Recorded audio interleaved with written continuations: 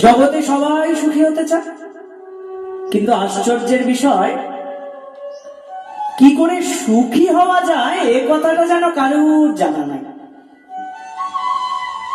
সারা জীবন ধরে একটি মানুষ সুখের সন্ধান করে গেল, জীবনের শেষ পর্যায়ে এসে যদি তাকে জিজ্ঞাসা করা যায়, ওগো তুমি যে সারা জীবন ধরে সুখের সন্ধান করলে, সুখী হতে পেরেছো কি?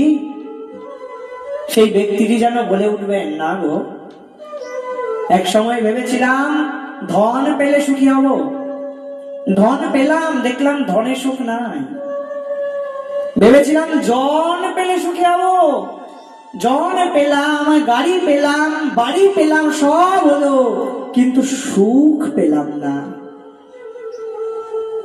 আসলে কি জানো, কলিকালের মানুষ আসলে ভোগকে সুখ বলে মনে করে, কিন্তু ভোগে তো সুখ নাই, ভোগে তো রোগ হয়। ভোগে সুখ কি করে পাবে? তাই সুখী হতে পারে না। ভোগে তো রোগ বৃদ্ধি হয়। সুখ তো এক জায়গায়, কোথায় জানো? নিতাই পদ কমল কোটি চন্দ্র সুশীতল, যে ছায়ায় জগত জুড়ায়। হেন নিতাই বিনে ভাই রাধা কৃষ্ণ পাইতে নাই, দৃঢ় করি ধরো নিতাইয়ের পায়। যদি সুখ পেতে চাও তবে তবে ভগবানের চরণটা অমন করে শক্ত করে জড়িয়ে ধরো। কেন জানো? চৈতন্য ভাগবতে বৃন্দাবন দাস ঠাকুর মহাশয় বলছেন, কৃষ্ণ বিনে সুখ দিতে নারে অন্যজন, থাকিলেও বিদ্যা কুলে কোটি কোটি ধন। যদি কেউ অনেক বিদ্যা নন, যদি কারোর ব্যাংকে অনেক অনেক টাকা থাকে, তবুও যে তিনি সুখী এটা কিন্তু বলা যায় না। টাকা থাকলেই কিন্তু কেউ সুখী হয় না।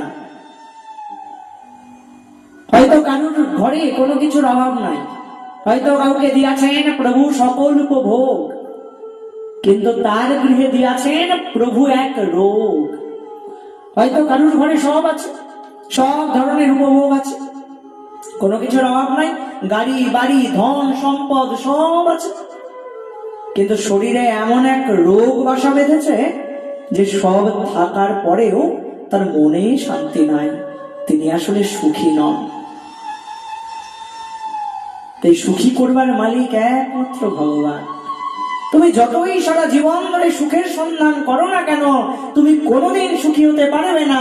যদি সুখী হতে চাও তবে ভগবানের শ্রী চরণটাকে অমন করে ভালোবেসে, অমন করে শক্ত করে আঁকড়ে ধরো। সুখ দিলে একমাত্র তিনিই দিতে পারেন, তিনি ছাড়া তোমায় সুখী করবার ক্ষমতা অন্য কারণ নাই।